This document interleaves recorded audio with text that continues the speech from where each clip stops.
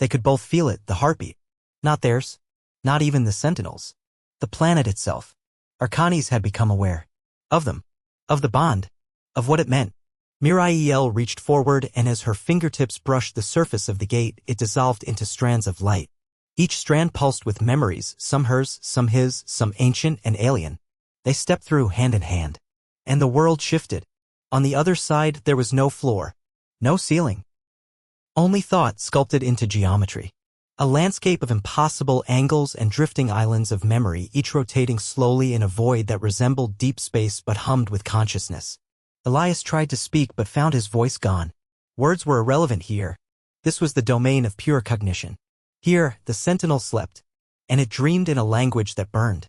Images struck them both like lightning. Arkanite priests sealing the wound 1,000 generations ago, sacrificing themselves to contain the breach, a vast, silver mechanism, its core pulsing like a star, chained beneath the crust, then more recent. Visions of Elias and Myr'iel falling into the caverns, their blood touching, a circuit completed, and something waking far too early. A presence formed before them. Not a figure, but a convergence. Light and sound and shape stitched together with thought. It spoke, not aloud, but in symbols pressed directly into their minds. We are the Sentinel. We are the final echo. Myr'iel knelt instinctively. Elias remained standing. Though barely. His spine ached with pressure. You are an anomaly, it continued. A hybrid. You violate the parameters of the law. Yet you stabilize the field. You embody paradox. Elias forced his thoughts forward. What are we here to do? The answer came in waves. We are not just a guardian. We are a question. You are the answer. Or the end. Myr'iel lifted her head. We did not choose this. The Sentinel pulsed. No. You were chosen. By the bond. By the convergence of blood and echo. Your union awakens possibility and threat. The wound stirs. Then came the test. Without warning, the chamber fractured and Elias found himself alone in the ice fields of Europa again, gun in hand, his brother bleeding out beside him. The old memory. But different. This time his brother turned toward him and whispered, "You'll fail her, too." Elias shouted, but no sound came. The guilt surged. The snow turned to ash. Then fire. Myr'iel stood on a distant ridge, consumed by flame, reaching out. He ran. And the world shattered again. Now it was Myr'iel's turn. She stood in the singing wells of her youth, surrounded by chanting matrons, her name echoing with pride until their voices turned to condemnation. Her skin darkened, her veins glowed with red instead of blue, and her people recoiled. You are not of us, they intoned. You carry corruption. You carry him. She screamed. They dissolved into crystal. Elias emerged beside her. It's not real, he tried to say. But it was. In the well of echoes, thought is matter. Pain is substance. Guilt becomes a prison. Then finally came the last vision. Together they stood before a mirror. A true mirror. Not of glass, but of soul. It showed them not as they were, but as they could be. Myr'iel aglow with golden fractal wings, her voice commanding the song of wells with ease. Elias fused with crystalline veins, commanding an army of both Earth and Arkanite soldiers, a general of a unified force. But in the background, always, the wound, lurking, twisting, whispering, waiting for even the slightest fracture between them to bloom into annihilation. They turned to the Sentinel. We understand, Myr'iel said. This is not a test of strength. Elias nodded. It's a test of unity. The Sentinel pulsed with approval. Then choose. In an instant, a shape formed between them, a sphere of light held aloft by psychic balance. The core of the Sentinel. The trigger. A single thought could destroy the fusion. Sever the bond. Save Arkanis. But at the cost of everything they become. Or they could stabilize it. Accept the fusion. Become permanent carriers of the convergence. But it would mean exile. From Earth. From Arkanis. From everyone. Myr'iel looked to Elias. We'd be hunted. He nodded. Feared. She asked, would you do it anyway? He stepped forward. Without hesitation. Yes. They reached for the core together. And Arkanis held its breath. The moment their hands met the core, time ruptured. Not slowed. Not paused. Ruptured. Elias and Myr'iel felt themselves pulled apart at the atomic level, their thoughts unraveling into threads of light that danced in an infinite network beyond comprehension. Every neuron, every emotion, every scar, exposed, dissected, judged. The Sentinel didn't just watch, it became them. It lived every moment of their lives simultaneously, running infinite simulations of what they might become. It examined their love and their doubt, their courage and their violence, their fear of themselves. In this suspended space, there were no stars, no laws, no gods. Only essence. The core dissolved between their hands. In its place bloomed a sphere of living code, a helix of blood, energy, and memory, part Arkanite, part human, entirely new.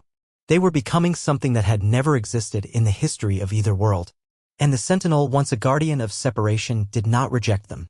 It welcomed them. The well exploded in radiance. Above ground, the skies over Arkanis turned white. Crystals across the surface lit up in perfect sync, humming a harmonic that hadn't been heard in over 2,000 cycles. The song of wells, long fractured by fear and silence, now sang in full, not just in Arkanite tones, but also in deeper, foreign rhythms. The beat of a human heart. Across orbit, Earth vessels detected the burst instantly. Commanders panicked. Signals jammed. Artificial intelligence cores shorted under the wave of psychic interference. They thought it was a weapon, but it wasn't. It was birth. In the depths of the well, Elias and Myr'iel floated midair, surrounded by thousands of ghostly figures. Past sentinels, Arkanite warriors, matriarchs, prophets. All of them echoes. All of them watching. None of them spoke. They simply offered their memory, their pain, their hopes, all flowing into Elias and Myr'iel like water into a basin. Their bodies shifted under the strain. Myr'iel's skin darkened, her eyes now layered with rings of sapphire and gold. Elias's veins glowed with pulsing sigils like runes from a forgotten language. Where he bled, crystal formed not as armor but as extension, not as weapon but as bridge. They were becoming the Fulcrum, a living balance between two species that had never been meant to coexist. The Sentinel's voice returned.